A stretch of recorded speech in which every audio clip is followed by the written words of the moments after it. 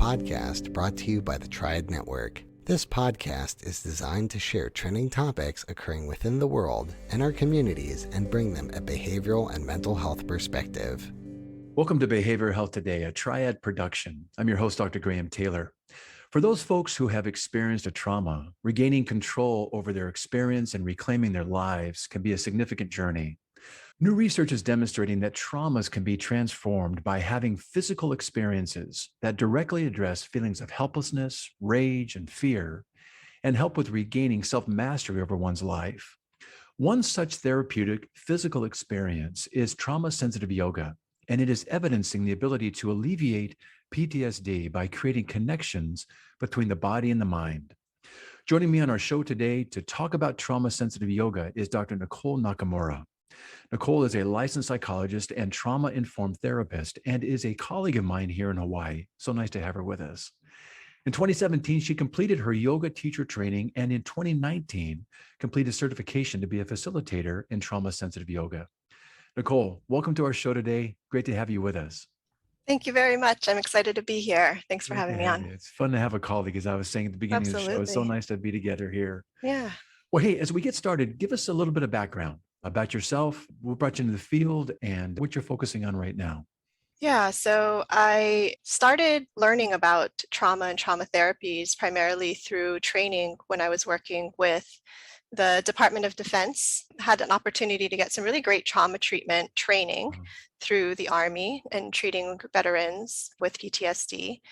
And so while that was really amazing and I really enjoy that work, one of the things I was finding was that, while these are really great for some folks that are ready to jump in and are ready to do some of that maybe processing around their traumas, I was really noticing that, hey, what about our bodies, right? What about our nervous systems? And I felt like we didn't really do a great job as psychologists with that. So, and my own kind of background is I grew up as a gymnast, so it's very much into a physical practice. Yeah. And that's for me, one of the ways that I kind of decompress, one of the ways I take care of myself is through this physical practice. So it was a very natural kind of fit for me. So I started looking into what are some ways maybe that we can begin to use our bodies in terms of facilitating that healing process and that recovery process, and found that there was this thing called trauma-sensitive yoga and just started to learn more about it from there. How cool to be able to take something that you were just doing in your life naturally, that you knew the benefit of, and then to find some expression for it in your practice. Yeah, it was really exciting for me. I met somebody that was beginning to introduce this practice on a Marine Corps base with some of the Wounded Warriors folks. Yes. And, she gave me permission to sit in and watch her as she facilitated that practice. And I really experienced it in a much different way than I did my own, going to my own, let's say, yoga class or yoga practice, in the way that the language was different, in the way that the practice, I thought, really facilitated and provided the space for facilitating somebody to just be in whatever experience they were having in that moment without having it be something that was expected of them or something that was demanded from them. And that's a really, I think, different experience for folks showing up to a more physical practice. I was going to ask you about that. So we all have some understanding of yoga just in general, but we're putting trauma-sensitive yoga to that. Define and explain this for us, its purpose and what this looks like and how you pair this with therapy. It depends on how we kind of think about yoga. Of course, yoga goes back thousands of years, so the origin is very old and it's been around a long time. But specifically for trauma-centered, trauma-sensitive yoga and the way that it's being disseminated and learned and studied from that particular group, it really is about the emphasis being on understanding the ways in which a person's experience of themselves has been shaped by different traumatic experiences. So the ability to sometimes even feel into our own bodies, to notice what's happening and to connect to an internal experience when a person has really learned that the most important thing is to pay attention to what's happening outside of themselves, right? To watch for what's happening around them, to watch for threats. So the ability then to actually notice what's happening internally just hasn't been practiced. And so this is the opportunity that one piece that trauma sensitive yoga provides is this opportunity for that, let's say, hour once a week to say, Yeah. in this space, what's happening inside of your body? Can you notice what's happening there and what's showing up? The other piece that's really different, I think, maybe than some yoga practices or even some therapy practices, is the approach that we are co-creating together as the facilitator and this participant, a sense of we're each responsible for our own practices in this moment. Hmm. I don't know what's best for you. I'm not the authority on your body. I'm not going to tell you to move in different ways. It's really about using this approach that is a shared approach to decision making. And so that is another piece of trauma sensitive yoga is really facilitating in a way that not just, sometimes we say like, yeah, take an option that feels good for you, right? But really sometimes the messaging is there's one that's better than the other. Right. There's one that's more desirable. Yeah. In trauma sensitive yoga, part of that experience as a facilitator is really learning to kind of embody that perspective that I really don't see one shape as better or more advanced than another. That really the value I see is I trust that you're going to listen to what it is that your body is telling you and needing in a moment, and that you're going to make a choice about how you'd like to move based on that feeling. I really like that idea that you're creating an intentional space without any agenda other than to Yeah. come alongside somebody and kind of co-experience and co-create something that they're going to be initiating of. But the cool part about this too is it's very, very interesting. I think something that is beneficial for our listeners is that when someone goes through trauma, they are so externally focused. It's about trying to stay safe. There's a Yeah. kind of a hyper alert with a big radar scanning and being hyper vigilant in very necessary ways for protection, yes, but there's a disconnection from the inside. So this internal space you're describing is about giving them an opportunity to experience and connect with, to notice and to feel what's going on the inside in ways that maybe they never have since the trauma. Right. Yeah.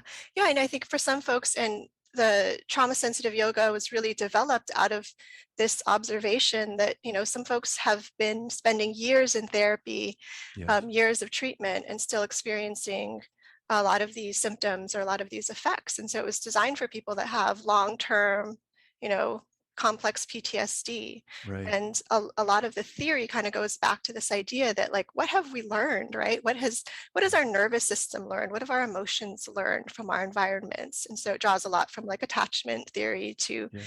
and so it provides also an opportunity to have folks relate to themselves in maybe this different way where they begin to say, oh, maybe it's not that just that I can't relax, right? Maybe it's not like a me problem that I have a hard time relaxing. Maybe my nervous system has really learned and practiced over 30 years or 60 years That's right. to be in a certain state. And wow, that really makes a lot of sense given what I've been through.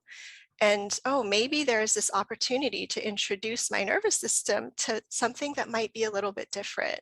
Yeah. What is it like to introduce to my nervous system this practice of hopefully, maybe over time and practice, being in this space where it is able to tune in versus look outside of itself. It's interesting when you put it like that. I'm thinking about some prior shows we've done with trauma, and we've done some shows with EMDR being Mhm. the focus. We've done some shows with the use of psychedelics. And what you're talking about here is that our normal talk therapy, while, showing some good evidence of its benefit, it stays at what we know as psychologists or mental health practitioners at the kind of at a secondary conscious. Yeah. And what you're talking about is trauma is held in our primary conscious. Mhm.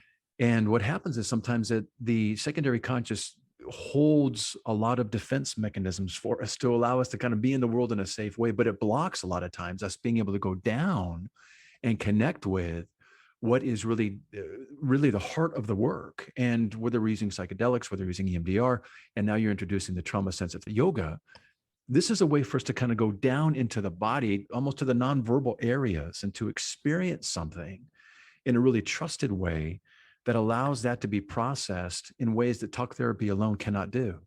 Yeah.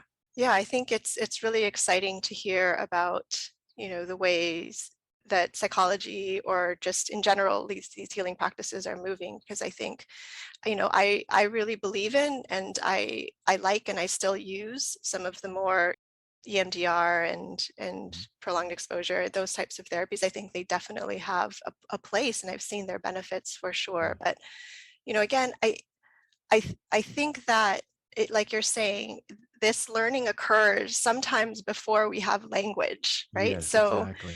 So to use a therapy that heavily relies on language for healing, sometimes it has its limitations. And so that's where I think these things can be really a complement to being able to get down into another level of really knowing. And when you put it like that too, we know as we think that, well, we have to create meaning for something that requires language, right? That requires insight, language, in order to create meaning and understanding, to be able to desensitize something, to emotionally work through it, and then to file it away in a non-reactive way so that the trauma doesn't eclipse every area of our life. But what you're talking about here is trusting that the brain knows how to heal, the body knows how to heal. And it doesn't always require the conversational back and forth or even words to be used at times, does it? That if we can just open up a way, in this case, bringing some physical experience through the trauma sensitive yoga to it, the body can take it from there, can't it? Yeah, it's pretty incredible. And I think it requires a lot of, I think, sitting with that as a therapist, right? Or as the facilitator, to allow for that, I think, because, especially I know early on, I was like, I got to do more stuff. I have to get more involved. I have to change more. I have to, do more. And sometimes it's that the reverse, right? It's being able to sit in that space with somebody and trust that they know there is wisdom there for them. And maybe it's more about figuring out, I believe in different ways of accessing what's there. And so for some people, maybe it is verbal. That's their way of accessing. For others, and for trauma sensitive yoga, that those folks may be the most kind of, that might get the most benefit, are going to be those who might access through those more physical or body-based avenues. As we're talking about kind of connecting with the nervous system piece, we know that the body holds trauma. Van der Kolk's work is written around this. The body remembers, and trauma gets locked in our neural network. And we know that trauma sensitive yoga, as you're explaining to us, targets the effects of stress on the body's nervous system and helps create the connections that you're describing between the body and the mind, and helping to restore a sense of ownership or agency over these emotions that maybe someone hasn't even looked into. They've been externally focused, like you said, and now they get to look internally. Tell us more about what you've learned regarding what's occurring in the nervous system with trauma sensitive yoga. So the way that I kind of think about it is that trauma network has been activated and has developed a really highly sensitive response system, right? So it will light up, it will fire up, it knows exactly what to do at the sign of any sign of threat. That's right. And so it's a well-practiced type of response. We know it, right? The body knows it without even thinking. It's happening all the time. And so with trauma sensitive yoga, what I think is going on the nervous system level is that introduction to noticing. Sometimes it starts with noticing what might be in the background. Yeah. And so with trauma, it shoots up these alarm flags really high, but oftentimes there are things happening in the background, right? So, one possibility is that while there may be some activation going on in certain areas of the body, if we just use the body, there may also be some places in the body where there may be a connection to, let's say, a sense of relative calm, or even maybe a neutral state. And so what is it like to direct your attention to those places? So it provides really a practice for your nervous system to be able to attend a little bit differently, to hopefully, again, learn something that's a little bit new. So looking, instead of signs for danger externally, looking for signs and cues of safety internally, and being able to identify, what does that even look like, and what does that feel like, and how do I experience that when maybe this is the first time I've really had the opportunity to explore that. It's a really good point. We've seen MRIs when someone is in a trauma state and literally their brains are lit up.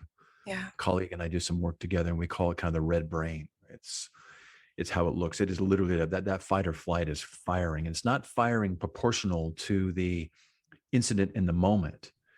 If an incident in the moment, let's say a car backfires, that might, on a scale of 1 to 10 in terms of seriousness, that might be like a 2, but their reaction to it is a 10 every time. And it's in the service of staying safe and trying to survive what could be perceived. But you're saying it's always lit up when those traumas occur. What you're talking about doing then is to help people connect internally with things. And I'm thinking, as you describe it, this may be the first time they ever connect with what's on the inside because they've been so externally focused to stay safe. And all the feelings and all the experiences are on the inside. And I can see people saying, you want us to do what? You want me to connect with the inside and trust that there's an internal safety that maybe we might discover in this practice. Say more about that safety internally. Yeah, so as you're talking, and this may not answer your question, so we might have to circle back, but as you're talking, one of the things that I think is really valuable and powerful about this practice is the idea that sometimes it does take somebody in the practice together with us for our nervous systems to learn how to co-regulate, right? This is how we learn as infants and as kids. That's right. To even know what we need, to know that our needs will be responded to establish a sense of safety and responsiveness to ourselves, to our internal states. And so, part of what I think is really valuable is this shared practice together, whether it's with a facilitator or in the context, of a group of people practicing together. But I really do, and I see and I observe this practice of co-regulation really be a pretty powerful one to help the nervous system even know what does that look like. And I don't think it's looking like as in a video in a physical shape, but what does that feel like, right? There's a felt sense of being with others in this space that is hopefully, again, creating that safety. Nicole, when you're talking about that co-regulation and being in there with them, and this is right on, are you processing after the session? Are you processing during the session? How's that tend to go? So the way that I tend to do it, and other people probably do it a little differently, but for the folks that I'm working with individually, that may be something that we process after the session. Yeah, so during the practice itself, because I think it's really hard, especially as folks are maybe exploring this for the first time, to move in and out of those internally focused states. And then, even the external demand of answering a question can really quickly pull somebody out of that. So it might be that that's processed afterwards. For the groups that I've done, because I've erred on the side of keeping it pretty contained during the time we spend together, folks always are required to have an individual therapist if they're going to be part of the trauma-sensitive yoga groups. And the reason for that is so that they can use that time and space with their therapist, who really knows all about them and all about their history and their trauma, to use that opportunity to process what comes up with their therapist. We'll be right back after word from our sponsor. Behavioral and mental health professionals provide critical support to our communities in a time when our communities need it more than ever.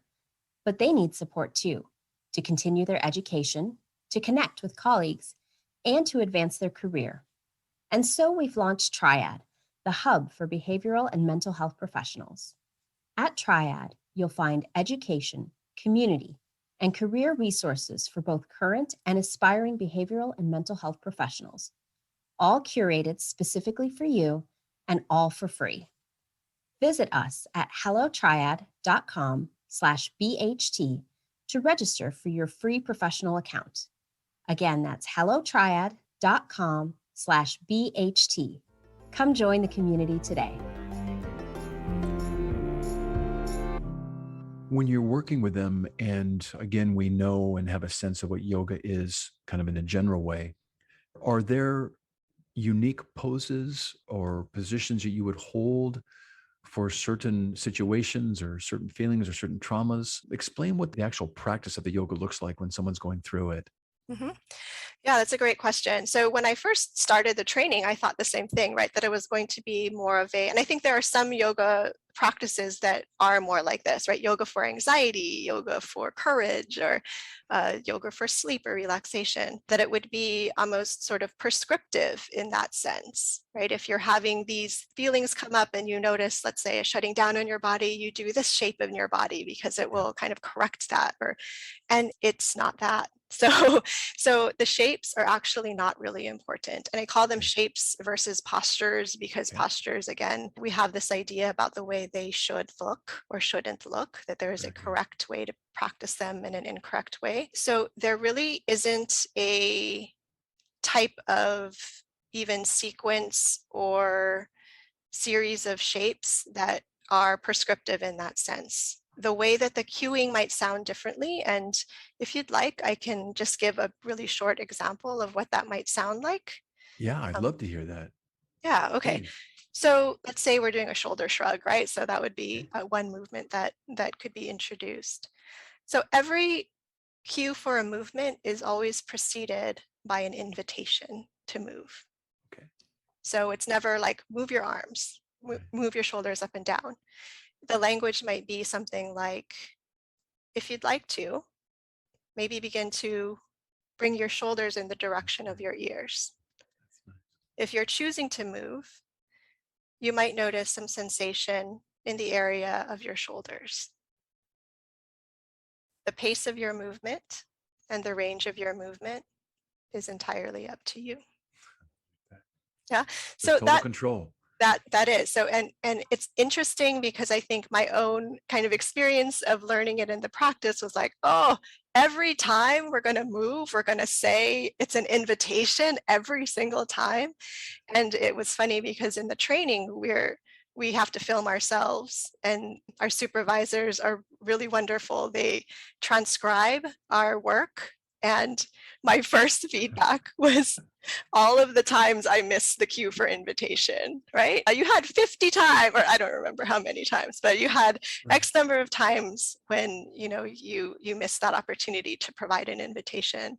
And so the reason for that really comes out of the research. It comes out of the feedback from folks that said, even though it was kind of unusual to hear that cueing at first, it was an important message for me to hear every time, because so many times in my life, particularly related to traumas, right, I have been taught, I have learned to disregard what I feel and to go along with what somebody else expected of me. Yeah.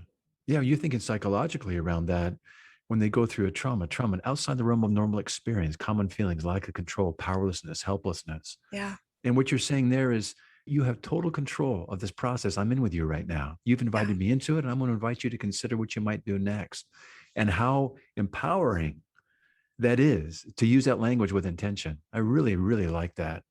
When we're talking about the helpfulness and the benefit of this treatment, who tends to be a good candidate and who tends to come in and see you? Mm-hmm. So the folks that tend to participate and tend to, I think, get the most benefit are those, again, probably have never really had too much of an opportunity to learn what it's like to tune in, who may not be really connected to what they feel, or what they feel has been overwhelming to the point where they really have a lot of difficulty accessing a sense of safety. So the way that I kind of think about this in terms of the sequence of maybe a flow of therapy and recovery, how that might look would be this trauma-sensitive yoga usually falls in that first and early phase of somebody's treatment, where that primary, if we kind of think about Judith Herman's trauma and recovery model, that first phase is really on establishing some amount of being able to feel some level of safety. And then, because if we're asking somebody in that second phase, which is being able to process a trauma, if they don't have a way of even yet knowing what safety is, how is that going to happen? Exactly. So this is the trauma sensitive yoga piece is usually for folks a lot of times who really have yet to begin to know what that safety is like for themselves and what that agency feels like for themselves. That may literally be the first time they ever experience control. It's Yeah. just the trauma, isn't it? So you're talking about too, though, as you turn inside and you're inviting folks, and I love that invitation piece, to experience themselves from within. I'm going to imagine that there are times with the system being heightened, kind of Mhm. reactivated by this invitation, revisiting some of the trauma aspects of this.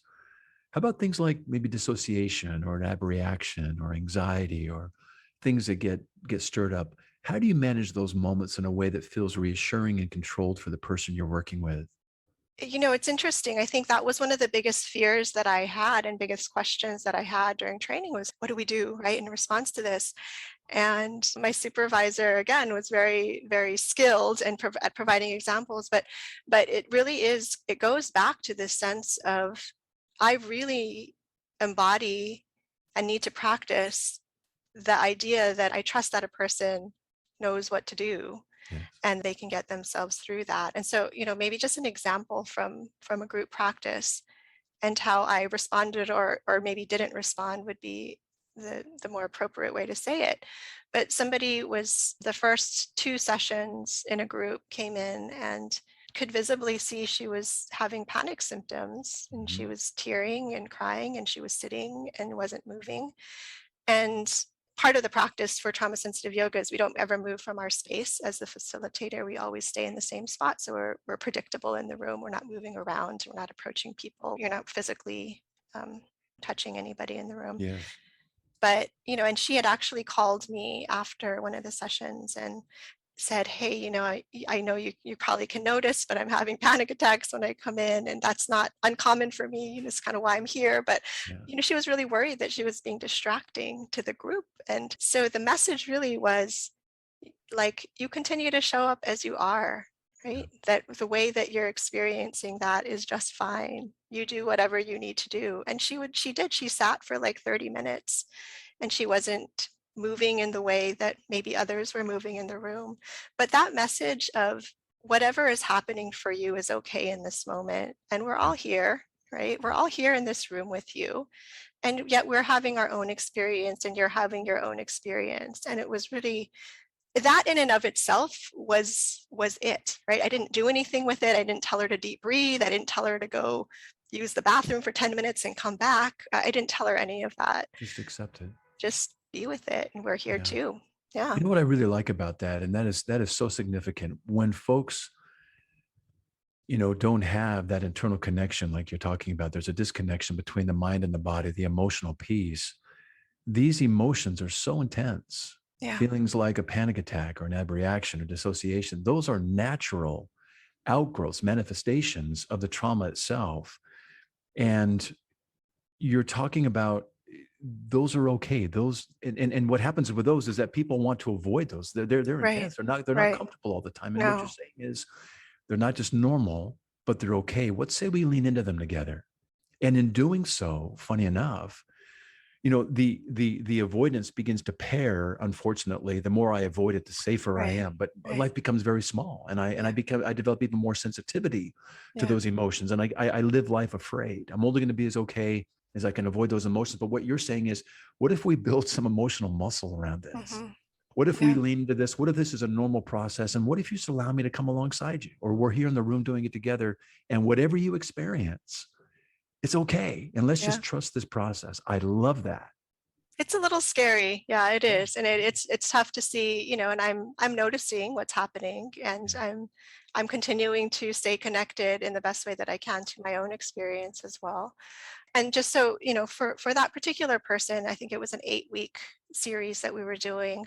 By session 3 or 4, slowly, and she was very excited. One week she came in, she's like, I didn't have a panic attack last week when I was here. There we go. And so it's not designed, right? The design isn't like, come in here for this yoga session and it's sort of like it's like an exposure treatment for you, right? Yeah. You're going to come in and you're going to feel all your feelings and then it'll decrease over time. That's not the point or intention, but sometimes again, if we're allowing that natural process to occur and we're just being with it, sometimes that can be the most useful thing. Well, that goes back to the part where you said earlier, and you've repeated several times, let's trust this process. Yeah. And let's let the body heal, because the body doesn't know how to heal. We just get to kind of be with it and kind of activate Right. some of those inherent healing processes that we have access to, and talking about the ways that we can trust this.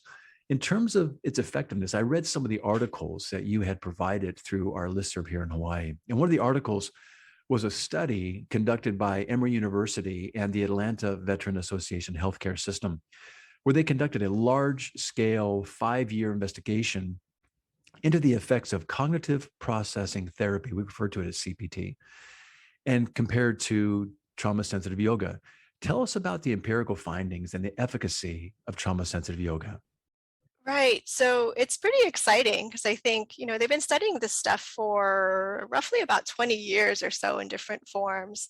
And, a lot of the initial studies were pretty small and kind of limited in terms of their generalizability. But this is a pretty big study. And it also really included a lot of folks who I think they were all female, and they were predominantly African American and with sexual trauma, a lot of them.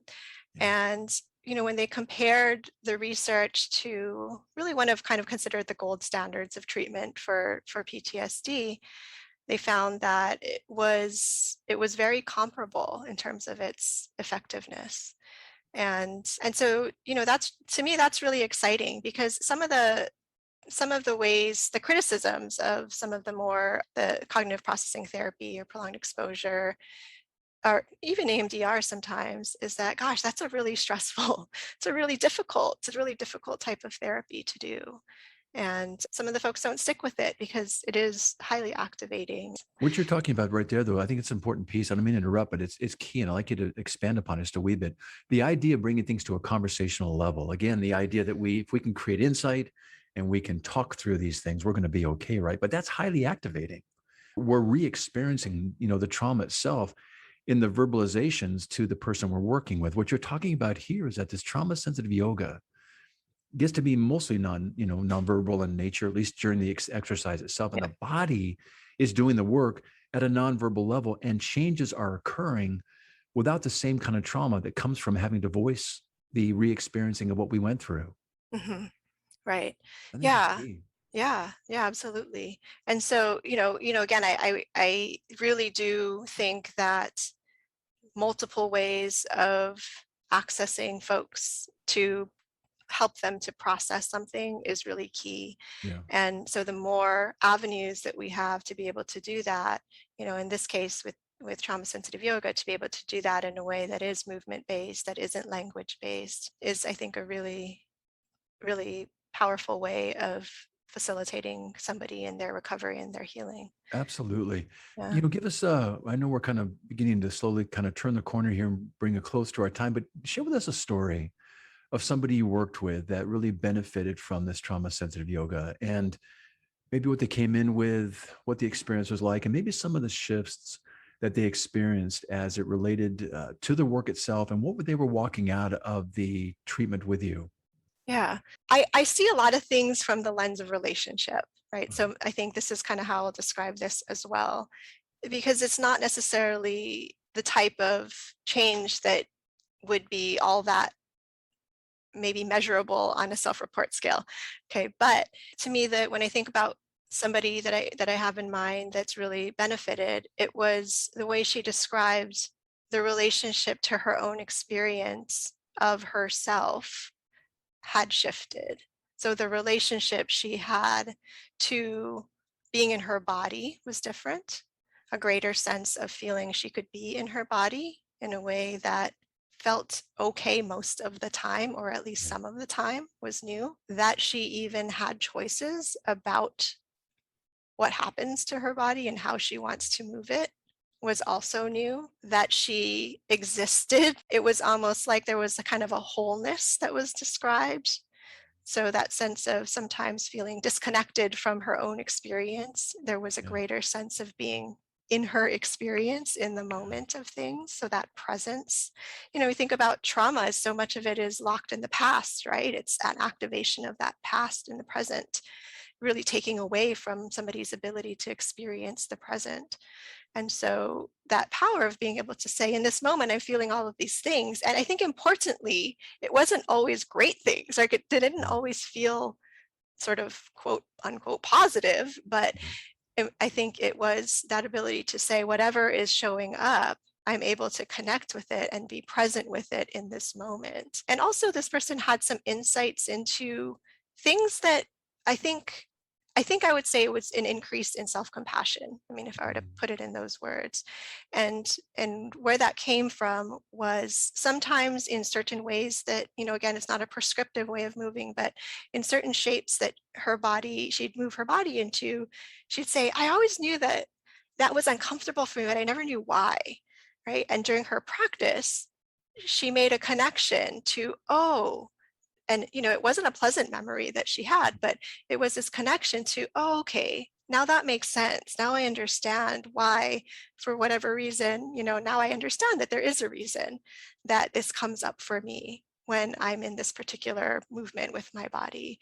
And then therefore it's like, not like, again, oh, it's me, right? That I just am always anxious or that I'm always triggered. It's like, no, there is this reason that makes sense. And in that way, I think it's really kind of validating and provides an opportunity to understand your own experience in a much different way. This goes back to what you just said a moment ago, that we get to with folks normalize some things that oftentimes they see as abnormal or something problematic with them. And oftentimes what keeps trauma not voiced or shared is that people are going to think I'm kind of weird, right? They're going to think that maybe sometimes I lose focus on things, I dissociate. They're going to think I'm, crazy.